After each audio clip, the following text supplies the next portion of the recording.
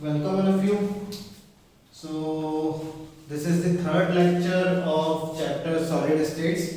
आप लोगों को याद होगा कि लास्ट के दो लेक्चर्स में हम लोगों ने ये देख लिया था कि सॉलिड्स जो हैं वो कितने टाइप के होते हैं। तो सॉलिड्स को हमने दो कैटेगरीज में डिफाइन किया था, एक होते हैं क्रिस्टलाइन सॉलिड और एक होते हैं अमॉर्फस सॉलिड। क्रिस्टलाइन सॉलिड क्या होते हैं? तो क्रिस्टलाइन सॉलिड ऐसे सॉलिड होते हैं जिनमें एटम्स का अरेंजमेंट सिस्टमैटिक तरीके से होता है, और अमॉर्फस सॉलिड वो होते हैं जिसमें रैंडम एटम का अरेंजमेंट होता है, कोई भी सिस्टमैटिक अरेंजमेंट नहीं होता। इसके बाद हमने ये देखा था कि क्रिस्टलाइन सॉलिड्स जो है वो कितने टाइप के होते हैं, तो उन्हें हमने चार पार्ट में डिवाइड किया था, है ना। जैसे कि आप लोगों को याद होगा आयोनिक, मॉलिक्यूलर, इस तरीके से हमने डिवाइड किया था। इसके बाद और भी मैंने ये बताया था कि जब एटम्स का अरेंजमेंट होता है तो एटम्स अरेंज होने के बाद एक पर्टिकुलर स्ट्रक्चर बना लेते हैं। अब वो स्ट्रक्चर कैसा भी हो सकता है, जैसे कि एटम्स अरेंज हुए तो उन्होंने हो सकता है कि एक क्यूबिक स्ट्रक्चर बना ले, ठीक है। जब वो एटम्स अरेंज होकर एक क्यूबिक स्ट्रक्चर बना लेते हैं तो हम उस लैटिस को नाम देते हैं क्यूबिक लैटिस, ठीक है। अब ये क्यूबिक लैटिस जो है, ये वाला जो अरेंजमेंट है रिपीट होता जाएगा। अगर ये यूनिट है, ये यूनिट है, अगर ऐसे ही सेम यूनिट कंटीन्यूअसली रिपीट होते जाएगी तो वो कहलाएगी क्यूबिक, वो कहलाएगा लैटिस, और इस सिंगल यूनिट को हम कहेंगे यूनिट सेल। फिर हमने यूनिट सेल्स को डिफाइन किया था कि यूनिट सेल कितने टाइप के होते हैं, है ना।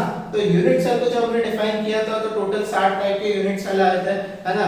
जैसे कि रोम्बोहेड्रल और क्यूबिक या फिर ऑक्टाहेड्रल, इस तरह हेक्सागोनल। तो इस तरीके से हमने क्यूबिक स्ट्रक्चर्स को भी हमने डिफाइन किया था, ठीक है। तो टोटल हमारे पास 14 ब्रेविस, उनके टाइप्स और सब टाइप्स मिला के 14 ब्रेविस लैटिस हमने टोटल देखे थे, ठीक है। ये हमारा नेक्स्ट लेक्चर है। इसमें हम ये देखेंगे कि हमारा जो इस लेक्चर का टॉपिक है वो है number of atom in a cubic unit cell, ठीक है। टॉपिक है हमारा क्या? Number of atom in a cubic unit cell. ये हमारा टॉपिक है। अब आप इस टॉपिक के नाम से ही समझ सकते हैं, हम ये जानना चाह रहे हैं कि हमारे पास एक क्यूबिक यूनिट सेल है, ये है आपका क्यूबिक यूनिट सेल, ठीक है। अब आप लोगों को ये मैंने बता चुका हूं कि एक क्यूबिक यूनिट सेल में ये जो एजेस होते हैं, ये एजेस जो है वो न्यूक्लियस रिप्रेजेंट करते हैं। वो क्या रिप्रेजेंट करते हैं? न्यूक्लियस रिप्रेजेंट करते हैं। तो इस क्यूबिक यूनिट सेल के पास 8 न्यूक्लियस है, ये 8 न्यूक्लियस है, ठीक है। और 8 न्यूक्लियस के आसपास एटम्स कुछ इस तरीके से प्रेजेंट होंगे,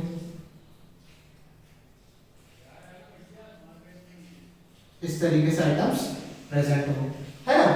तो मैंने बताया कि एक यूनिट सेल फॉर्म करने में, एक यूनिट सेल फॉर्म करने में हमारा जो टॉपिक ये है कि एक यूनिट सेल फॉर्म करने में कितने एटम्स का योगदान होता है। Number of atoms in a cubic unit cell, एक क्यूबिक यूनिट सेल फॉर्म करने में कितने एटम्स का योगदान होता है, कितने एटम पार्टिसिपेट करते हैं एक यूनिट सेल बनाने में। तो भाई कुछ लोगों को डायरेक्ट समझ में यहाँ पे दिखेगा, क्या दिखेगा कि यार एक एटम जो है वो तो एक यूनिट सेल जो है वो तो 8 एटम से बनता है, ठीक है। सिंपल सा हमें यहाँ पे ये देखने को मिलता है, ठीक है। लेकिन अब आप देखो जरा, मैंने इसी क्यूबिक यूनिट सेल के बगल में एक और यूनिट सेल बना दी, ये देखो, इसी यूनिट सेल के बगल में मैंने एक और यूनिट सेल बना दी।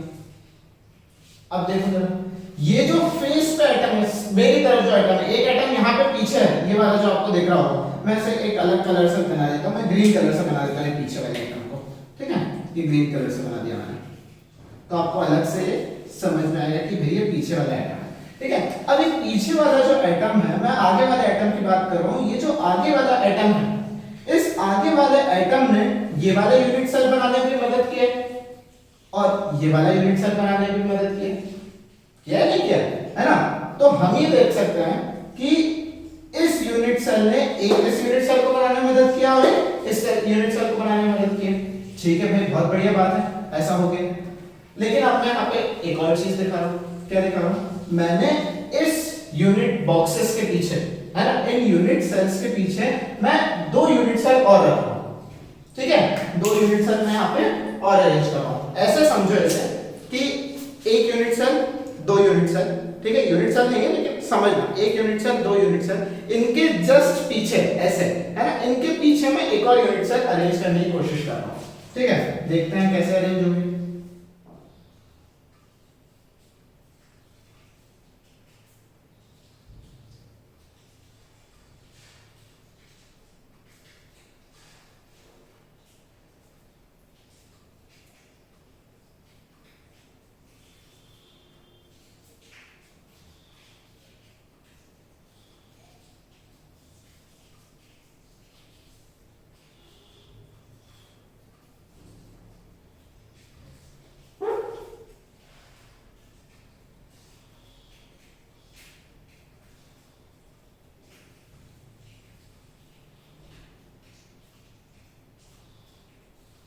ये देखो इधर 8 यूनिट सेल्स को मैंने इस तरीके से यहाँ पे अरेंज कर दिया है। एक unit cell, 2 unit cell, 3 unit cell, 4 unit cell. 8 unit cells को मैंने यहाँ पे इस तरीके से अरेंज कर दिया है। ठीक है, 4 यूनिट सेल यहाँ पे अरेंज हो गए आपके, 8 के सॉरी 4। ठीक है, अब 4 यूनिट सेल को देखो, ये 4 यूनिट सेल जो है, ये जो बीच वाला एक जो एटम है वो ऊपर वाले यूनिट सेल को बनाने में भी मदद कर रहा है, ये वाले यूनिट सेल में भी पार्टिसिपेट कर रहा है, इस यूनिट सेल में भी पार्टिसिपेट कर रहा है और इस यूनिट सेल में भी पार्टिसिपेट कर रहा है। अब इन्हीं 4 यूनिट सेल्स के आगे की तरफ, है ना, आगे की तरफ मैं 4 यूनिट सेल अगर और रख देता हूं, है ना, इस तरीके से देखो जरा,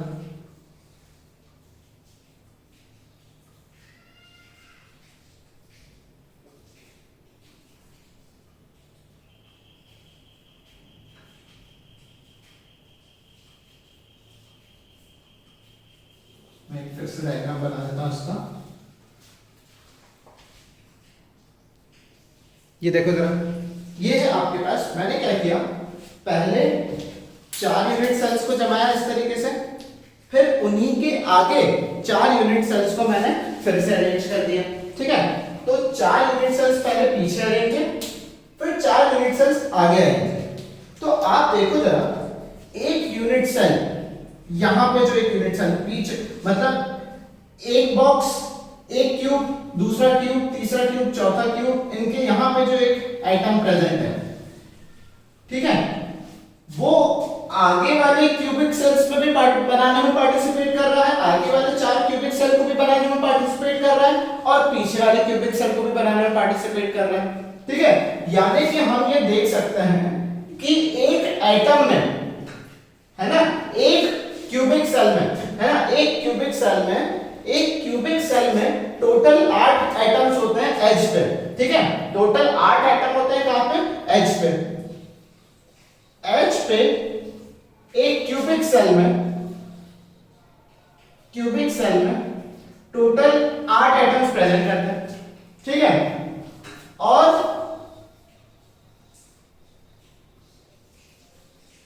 participation of 1 atom in a unit cell।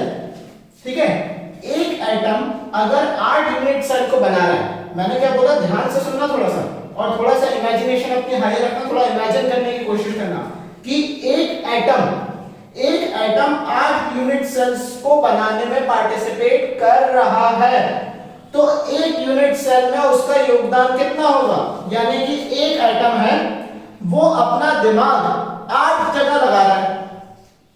एक एटम जो है वो अपना दिमाग कितनी जगह लगा रहा है? 8 जगह लगा रहा है, यानी कि उसका एक दिमाग जो है वो 8 जगह डिवाइडेड है। ठीक है, तो एक जगह पे, यानी कि एक यूनिट सेल में उसका पार्टिसिपेशन कितना होगा? तो भाई एक एटम का पार्टिसिपेशन जो है वो 8 जगह पे है, तो 8 एटम कितने एटम के योगदान देंगे? Is equals to 1। तो कुल मिला के हमें समझ में आया कि अगर एक एटम का पार्टिसिपेशन एक यूनिट सेल में, एक एटम का पार्टिसिपेशन एक यूनिट सेल में 1/8 होता है, एक एटम का पार्टिसिपेशन एक यूनिट सेल में 1/8 होता है।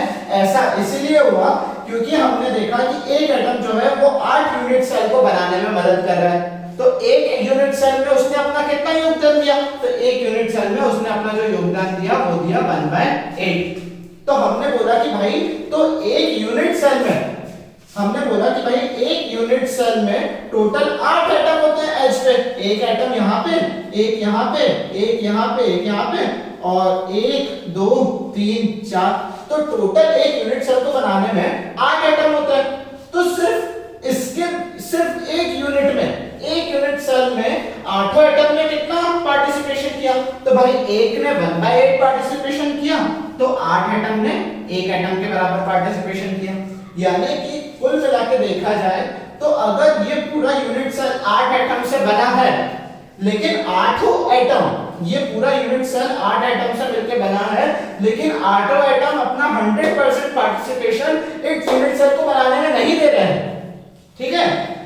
8 एटम में से हर एटम जो है 1/8 पार्टिसिपेशन शो कर रहा है, तो 8 एटम कितना पार्टिसिपेशन शो करेंगे, तो 8 एटम शो करेंगे 1/8 into 8। यानी कि कुल मिला के देखा जाए तो सारे एटम्स को अगर हम मिला दिए, सारे एटम्स का पार्टिसिपेशन मिला दिया जाए, तो सारे एटम्स 8 एटम मिला के लगभग एक एटम के बराबर का ही काम कर रहे हैं। लेकिन किसमें, हम यहाँ पे बात कर रहे हैं सिंपल क्यूबिक यूनिट सेल की।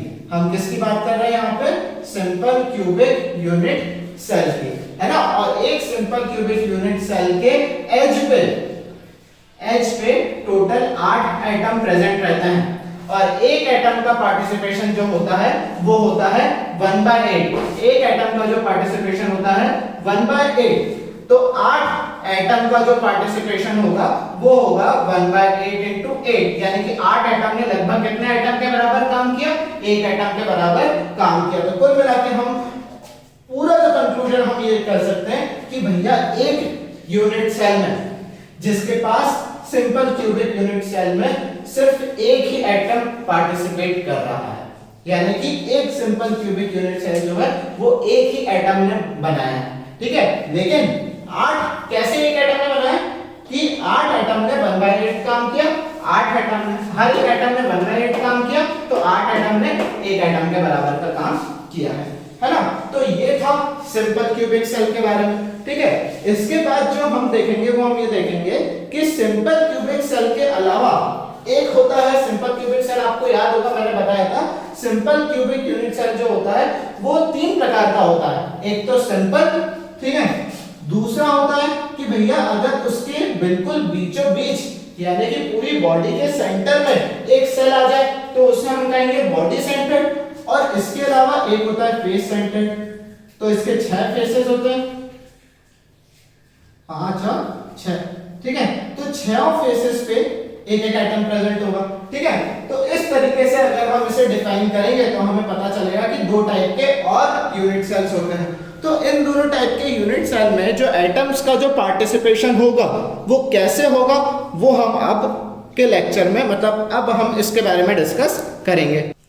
हाँ भाई, तो अगला जो हमारा टॉपिक है वो ये है कि body centred cubic unit cell को, क्यूबिक यूनिट सेल को, है ना, body centred cubic unit cell के, ये देखो ये एक क्यूबिक सेल है और इसके पूरे क्यूबिक सेल के बीचों बीच एक और एटम, है ना। तो body centred cubic unit cell को बनाने में कितने एटम ने पार्टिसिपेट किया है, कितने एटम ने मदद की है इस body centred cubic unit cell को बनाने में, ठीक है। ये हमारा टॉपिक है, अब डिस्कस करते हैं। जैसा कि अभी हम देख चुके हैं कि भाई क्यूबिक यूनिट सेल में एज वाला कोई भी आइटम, कौन सा वाला एटम हो, एज वाला, ठीक है, एज वाला कोई भी एटम, एज वाले एटम का जो पार्टिसिपेशन होता है ना, एज एटम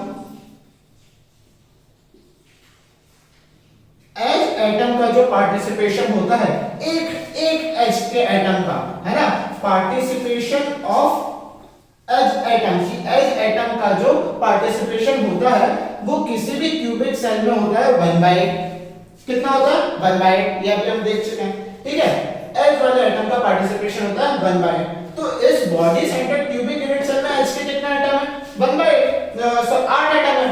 तो 8 एटम ने कितना पार्टिसिपेशन शो करेंगे? एक एटम पार्टिसिपेट कर रहा है 1/8, तो 8 एटम्स, एक एटम का पार्टिसिपेशन कितना होगा? 1/8 into 8, यानी कि किसके बराबर होगा? 1 के बराबर।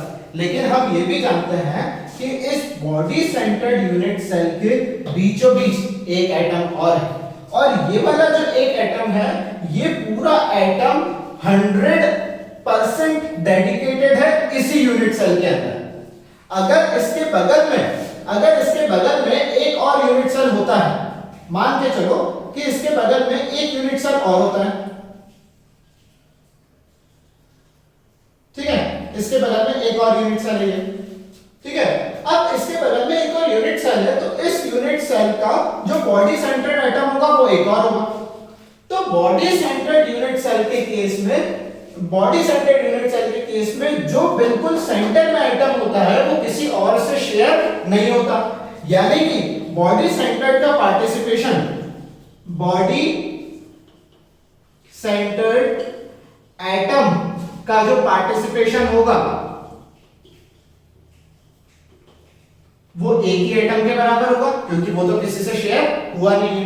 तो अगर हम देखें कि पूरे body centred cubic unit cell को बनाने में कितने एटम ने पार्टिसिपेट किया है, तो भाई H के एटम ने एक एटम के बराबर पार्टिसिपेशन शो किया है, बॉडी सेंटर्ड में पूरा एक पार्टिसिपेशन शो किया है। तो टोटल एक क्यूबिक यूनिट सेल में टोटल 9 एटम्स ने 9 एटम कैसे हुए? 1 2 3 4 5 6 7 8 और एक प्लस बीच वाला। तो इनमें से 8 एटम ने 1/8 पार्टिसिपेशन शो किया था, प्लस और एक एटम ने 100% पार्टिसिपेशन शो किया। तो 8 एटम ने 1/8 पार्टिसिपेशन शो किया था, तो ये हो गया 1 + 1। तो टोटल कितने एटम का पार्टिसिपेशन हुआ? 2 एटम का। तो एक body centred cubic unit cell में टोटल 2 एटम पार्टिसिपेट करते हैं एक यूनिट सेल को बनाने में, ठीक है। तो अगर हम कंक्लूजन देखें कि भैया H वाले एटम का पार्टिसिपेशन कितना होता है, तो भाई H वाले एटम का पार्टिसिपेशन होता है 1/8। अब H के जितने भी एटम हो आप उसके अकॉर्डिंग निकाल लो, ठीक है। बॉडी सेंटर्ड का पार्टिसिपेशन किसका होता है? बॉडी सेंटर्ड तो भैया एक यूनिट में एक पूरा एटम होता है ना, तो इसका पार्टिसिपेशन 100% होता है, यानी कि 1 के बराबर ही हो जाएगा, ठीक है। अब अगला एक और यूनिट सेल होता है, आपको पता है बॉडी सेंटर्ड के अलावा एक और यूनिट सेल होता है, वो होता है फेस सेंटर्ड, ठीक है। तो अब हम बात करते हैं कि फेस सेंटर्ड यूनिट सेल को बनाने में कितने एटम पार्टिसिपेट करते हैं। नेक्स्ट जो हमारा यूनिट सेल है, क्यूबिक यूनिट सेल का जो थर्ड टाइप है वो है face centred cubic unit cell. अब फेस सेंटर्ड का मतलब शायद मैंने आपको बताया था कि ये आपका अगर क्यूबिक यूनिट सेल है ना, तो किसी भी क्यूब के टोटल 6 फेसेस होते हैं, तो हर 6 फेस पे एक एटम मैंने बना के रखा है, ठीक है। तो टोटल अगर हम बात करें, जैसे कि आपको बताया था, एक तो था, मैं यहाँ पे एक फिर से एक छोटा सा रिकैप दे देता हूं, है ना। एक तो था भाई आपका सिंपल क्यूब, ठीक है। अब सिंपल क्यूब में कितने एटम थे टोटल? भाई 8 एटम थे, ठीक है। फिर था आपका एक और क्यूब, ये रहा आपका दूसरा क्यूब, ये था सिंपल क्यूबिक यूनिट, ठीक है। ये था आपका, ये वाला जो है ये है बॉडी सेंटर्ड, ठीक है भाई, ये है बॉडी सेंटर्ड क्यूबिक, ठीक है। अब बॉडी सेंटर्ड क्यूबिक को बनाने में कितने एटम लगे? भाई 8 एटम H के प्लस एक एटम बीच का, ठीक है भाई। अब नेक्स्ट जो हमारा क्वेश्चन है वो ये है कि ये है हमारा face centred cubic unit cell. तो भाई face centred cubic unit cell बनाने में कितने एटम लगे? तो उसमें उसने बोला कि भाई face centred cubic unit cell बनाने में टोटल नंबर ऑफ एटम कितने लगे, बता देते हैं टोटल नंबर ऑफ एटम कितने लगे। तो भाई 8 एटम तो थे H के, ठीक है भाई, एक तो एटम प्रेजेंट है H के प्लस एटम प्रेजेंट है फेस के, ठीक है, H प्लस फेस। H के कितना एटम है भाई, तो H के एटम है 8, लिख दिया भाई 8। फेस के एटम कितना है भाई, फेस के एटम है 6, क्योंकि 6 फेस है तो फेस के 6 एटम होंगे, ऑब्वियस सी बात है, ठीक है भाई। अब एक चीज तो हम पढ़ चुके हैं कि H पे प्रेजेंट एटम का जो पार्टिसिपेशन होता है एक यूनिट सेल बनाने में, है ना, शब्दों पे ध्यान देगा, ठीक है। H पे प्रेजेंट, ये मैं 2 बार और भी पहले बता चुका हूं, लेकिन मैं बार बार रिपीट इसलिए कर रहा हूं ताकि वो चीजें समझ में आए कि H पे प्रेजेंट एक एटम का, H पे प्रेजेंट एक एटम का एक यूनिट सेल में, ठीक है, H पे प्रेजेंट एक एटम का एक यूनिट सेल में 1/8 पार्टिसिपेशन हो चुका है, जो कि मैं यहां पे भी बता चुका हूं, ठीक है। तो H पे प्रेजेंट 8 एटम है, एक एटम का पार्टिसिपेशन होता है 1/8, ठीक है। तो 8 एटम का पार्टिसिपेशन कितना होगा, प्लस यहां पे तो 6 एटम है। तो जैसा कि मैंने बताया था कि अगर इस वाले केस में बॉडी सेंटर्ड क्यूबिक के केस में सिर्फ एक बीच में एटम प्रेजेंट रहता है जो कि किसी से शेयर नहीं होता। जब वो किसी से शेयर नहीं होता तो इसका जो शेयर आता है वो आता है 1/8 into 8 प्लस 100% 1, तो टोटल हो गया 1 plus 1, तो टोटल हो गया 2, ठीक है। ये हो गया बॉडी सेंटर्ड की कहानी, ठीक है। फेस सेंटर्ड की सिंपल क्यूबिक की कहानी, तो 1/8 into 8 is equals to 1। तो एक सिंपल क्यूबिक सेल को आइडियली एक एटम ही बनाता है, भले 8 एटम बनाने में पार्टिसिपेट करते हैं, लेकिन एक एटम का ही योगदान होता है। उन 8 एटम का योगदान को मिला के देखा जाए तो एक एटम के योगदान के बराबर ही है। बॉडी सेंटर्ड क्यूबिक में 9 एटम होते हैं टोटल, ठीक है। 8 एटम का पार्टिसिपेशन होता है 1/8 और एक एटम का 100% पार्टिसिपेशन। तो बॉडी सेंटर्ड को बनाने में टोटल आइडियली 2 एटम लगे, वैसे तो 9 एटम लगे, लेकिन हर एटम ने अपना 100% एफर्ट शो नहीं किया, ठीक है। अब बात करते हैं कि भाई फेस सेंटर्ड की क्या कहानी है। तो उसने बोला फेस सेंटर्ड की कहानी ऐसी है कि आपके पास एक क्यूब तो ये रहा, ठीक है। मैं ये क्यूब जो है वो 2D स्ट्रक्चर बना रहा हूं ना इस पर, तो थोड़ा सा समझ लो। उसके बगल में एक और क्यूब है ना, इसके पीछे 3D की कहानी भी है, ठीक है, लेकिन वो 3D की कहानी में अब चलो ठीक है बनाएगी, ये 3D की कहानी, ठीक है। तो उसने बोला कि यार देखो ऐसा है कि ये तो आपका एक यूनिट हो गया, ये टोटल 2 यूनिट हो गए। अब फेस पे एक एटम प्रेजेंट है, यहां पे कहीं फेस पे एक एटम प्रेजेंट होगा, ठीक है। तो उसने बोला क्या कि यहां पे कहीं फेस पे एक एटम प्रेजेंट होगा, ठीक है भाई, फेस पे एक एटम प्रेजेंट है। तो फेस पे जो एटम प्रेजेंट है, ठीक है, फेस पे जो एटम प्रेजेंट है वो सिर्फ एक ही यूनिट सेल से शेयर कर रहा है, ठीक है। तो एक फेस वाला एटम जो है वो कितने यूनिट सेल से शेयर कर रहा है, 2 यूनिट सेल से शेयर कर रहा है, ठीक है। तो एक यूनिट सेल में उसका पार्टिसिपेशन कितना होगा, आधा होगा। इसको ऐसे समझो कि भाई ये जो कैप है ये फेस सेंटर्ड सेल है और ये एक क्यूब है, ठीक है। अगर आपका ये जो चीज है, ये जो मार्कर है, ये एक क्यूब है, इस क्यूब के फेस पे एक एटम लगा है और उसके बगल में एक क्यूब और जुड़ा हुआ है ना, तो ये कुछ इस तरीके का स्ट्रक्चर हो जाएगा, ठीक है। ठीक है, ये कुछ इस तरीके का स्ट्रक्चर हो जाएगा। अगर ये ऐसा स्ट्रक्चर हो जाएगा तो ये फेस पे प्रेजेंट एटम ने आधा इस यूनिट सेल को बनाने में मदद किया और आधा इस यूनिट सेल को बनाने में मदद किया।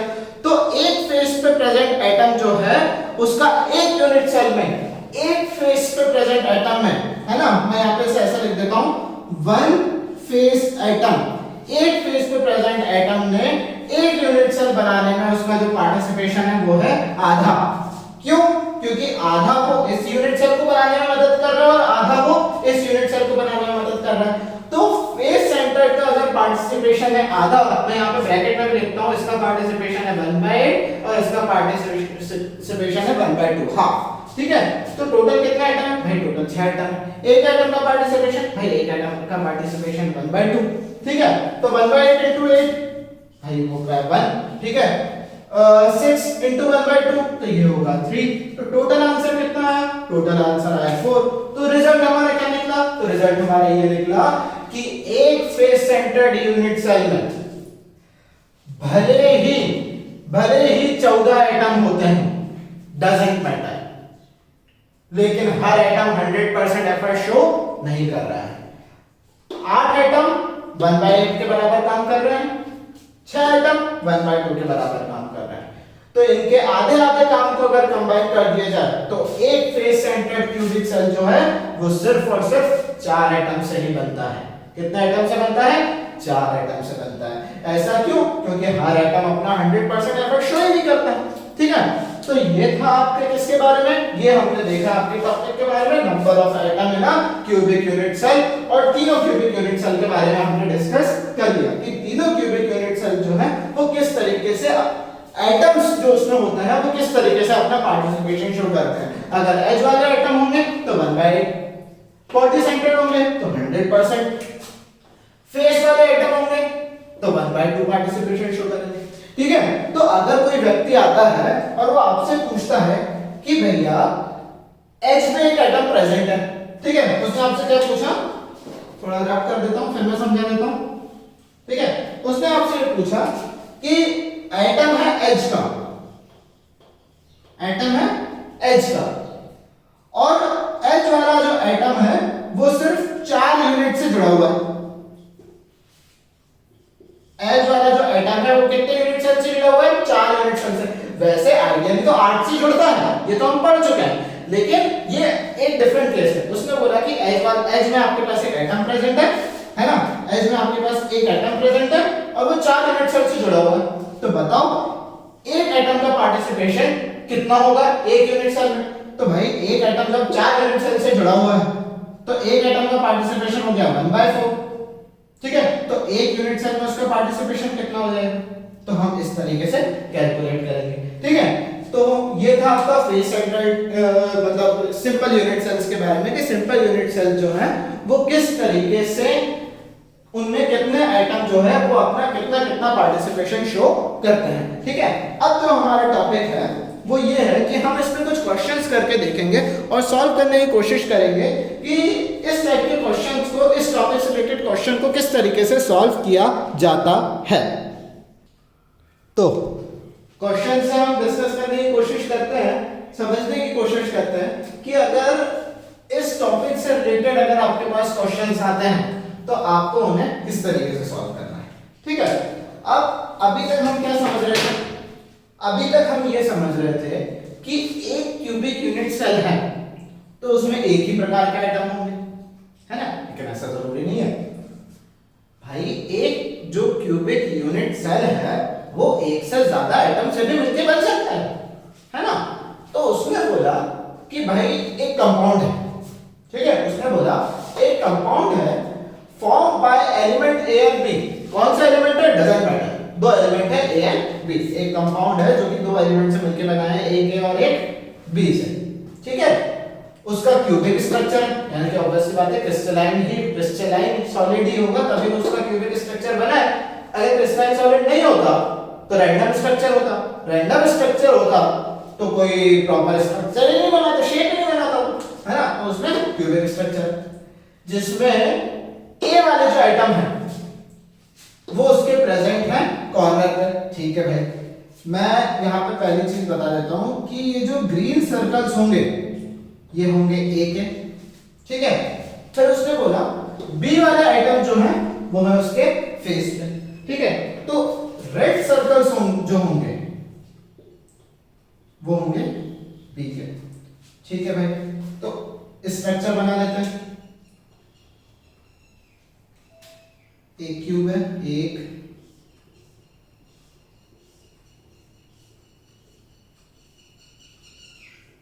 ये क्यूब है, ठीक है। इस क्यूब के एज पे ए आइटम्स है,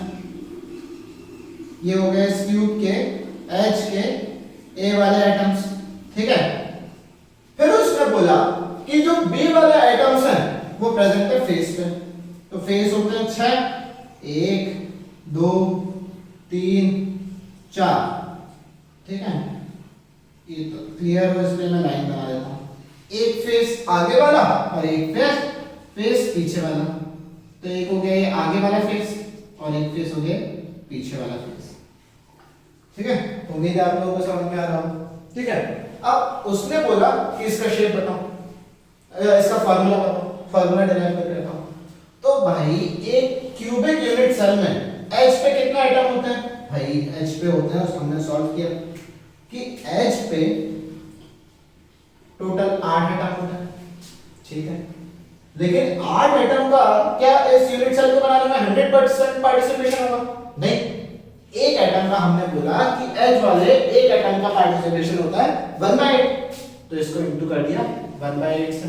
तो एच वाले आइटम का जो आ गया वो कितना आ गया आंसर? 1, ठीक है भाई। फिर उसने बोला बताओ फेस के, तो फेस पे कितना आइटम है? भाई फेस पे 6 आइटम। तो फेस वाले आइटम का जो पार्टिसिपेशन होता है एक यूनिट सेल में 6 आइटम है, इसके बगल में एक और यूनिट सेल होगा, ठीक है। तो फेस पे प्रेजेंट एक यूनिट सेल जो है वो एक फेस पे प्रेजेंट एक आइटम जो है वो 2 यूनिट सेल बनाने में मदद करता है। तो एक पे कितना शेयर होगा? तो एक पे होगा शेयर हाफ, तो हमने कर दिया 1/2, तो हो गया 3। तो ए का शेयर हो गया 1 और बी का शेयर हो गया 3। तो फार्मूला क्या बना? तो रेशियो तो निकला ए और बी का, वो निकला 1:3। तो फार्मूला हो गया AB3। ये आपका क्या हो गया? फार्मूला डिराइव हो गया। तो इस तरीके से हमें एक चीज और हमें समझ में आ गई। क्या समझ में आ गई? हमें ये चीज समझ में आ गई कि ये जो यूनिट सेल्स होता है ना, उन एटम्स के जो एज पे और फेस पे या फिर बॉडी के सेंटर पे जो भी एटम का जो पार्टिसिपेशन होता है ना, वो पार्टिसिपेशन का अगर हम रेशियो निकालेंगे तो वो रेशियो जो है वो मॉलिक्यूलर फार्मूला मॉलिक्यूलर फार्मूले के बारे में हमें इंफॉर्मेशन दे देगा, ठीक है। तो ये था आपका आज के लेक्चर के बारे में, ठीक है। आज के लेक्चर में हमने ये देखा कि एक क्यूबिक यूनिट सेल जो है वो कितने एटम से मिलकर बनता है। तो देखने में तो हमें लगता है कि फेस सेंटर्ड जो है वो 8 से बन रहा है, सॉरी सिंपल क्यूबिक जो है वो 8 से बन रहा है, बॉडी सेंटर्ड जो है वो 9 से बन रहा है और फेस सेंटर्ड जो है वो 14 एटम से बन रहा है। लेकिन हर एटम 100% शेयर नहीं देता, जिसकी वजह से हम ये देख लेते हैं कि किस जगह पे कौन सा एटम प्रेजेंट है और वो कितना शेयर देता है, और उसके अकॉर्डिंग हम कैलकुलेट करके निकाल लेते हैं कि हर एटम का कितना शेयर होता है और उससे रिलेटेड फिर हम क्वेश्चन सॉल्व करते हैं, ठीक है। अब आज हमारे 3 लेक्चर खत्म हो गए इसके, ठीक है। मैं आज आप लोगों से इन लेक्चर्स के अभी जो मैंने आज लेक्चर पढ़ा है इससे रिलेटेड कुछ क्वेश्चन शेयर करूंगा। पॉजिटिवली आप सभी जो भी वीडियो देख रहे हैं, आप सभी से रिक्वेस्ट है कि वीडियो कंप्लीट होने के बाद ग्रुप पे अपडेट कर दिया करो, ठीक है। और जो भी पढ़ाया है उसकी पिक्चर शेयर किया करो, क्योंकि अगर थोड़ी मेहनत कर रहे हैं, थोड़ा एफर्ट्स अगर हम लगा रहे हैं तो उस एफर्ट्स को हमें लगना भी चाहिए कि हमारे एफर्ट जो है वो सही डायरेक्शन में जा रहे हैं, ठीक है। तो अगर बाय चांस अगर कुछ समझ में नहीं आता है तो आप लोगों को पता है कहां कांटेक्ट करना है, और जो भी पढ़ाया जा रहा है उस वीडियो को देखो, नहीं समझ में आता है दोबारा देखो, रिवाइंड कर करके देखो, स्क्रीनशॉट्स लो, नोट्स बनाओ और फिर उसके बाद नोट्स बना के शेयर करो, ठीक है। तो this is all about the lecture. मिलते हैं हम लोग नेक्स्ट लेक्चर में।